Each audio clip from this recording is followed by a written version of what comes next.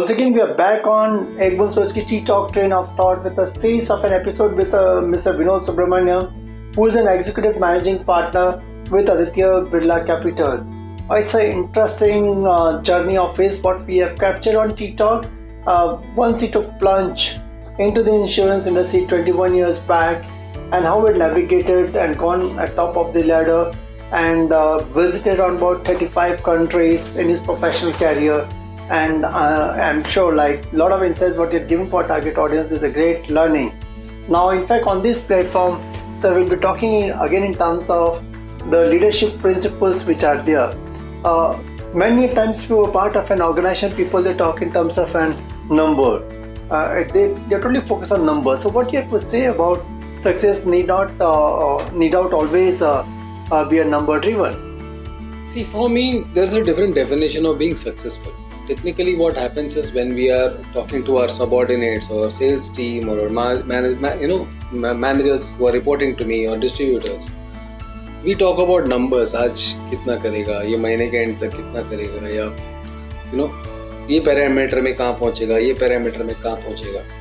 Typically, the managers would do that because they have to report further, or to assess what could be the possibility of a person's performance towards the month.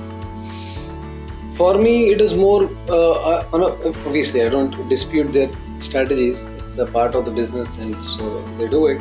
But on a personal note, I prefer to look at how do I make that individual, that manager, that director, that distributor, the associate more successful. So sometimes numbers, when given as numbers, can be a burden. Okay. And there will be another person also given those numbers, there could be peer pressures and creating a lot of issues. Yes. For me, what I would prefer to do is give an aspirational goal to that number. Yeah. So then that becomes, their prerogative to aspire to do better rather than they doing work for me or they're working to survive. Correct. When you just look at numbers, the person is just trying to survive that particular day. Correct. So that the boss is not on his head. Correct. It is very typical.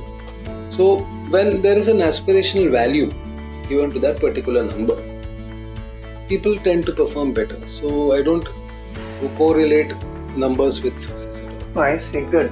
And how about the another principle like where you say like celebrate other people's success if they are yours like?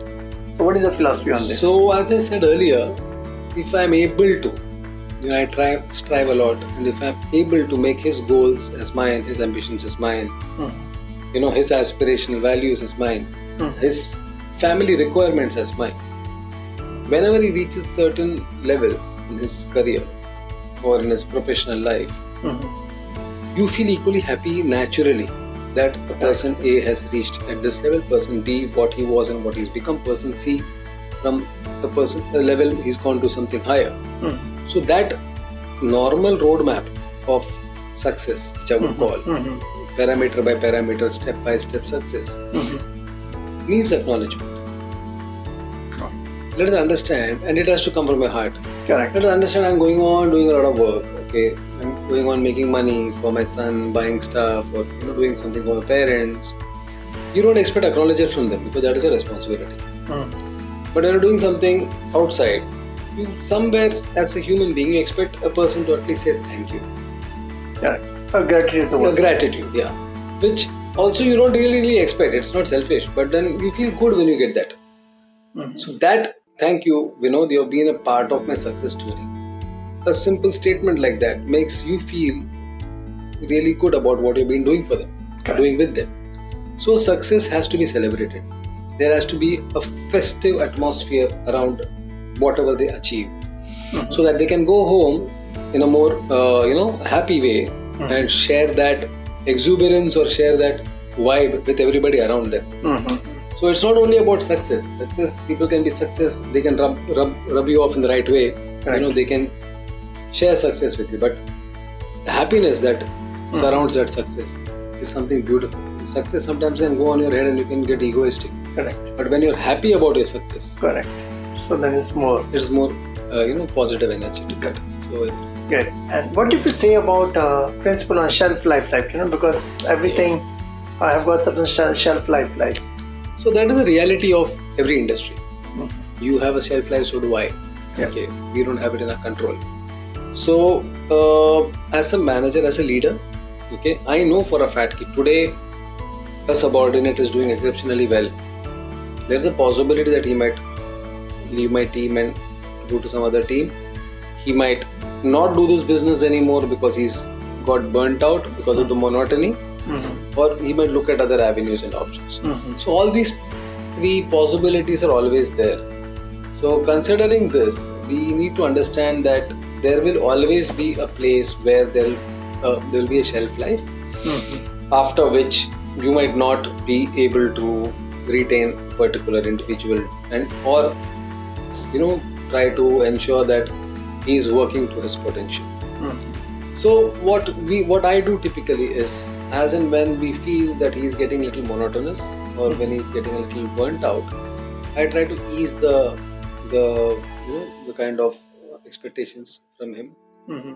lower down the stress levels, and try to talk about smaller goals that can be achieved Mhm. in a very principled way. Alright. So this is very important. Okay, I mean a goal can be postponed.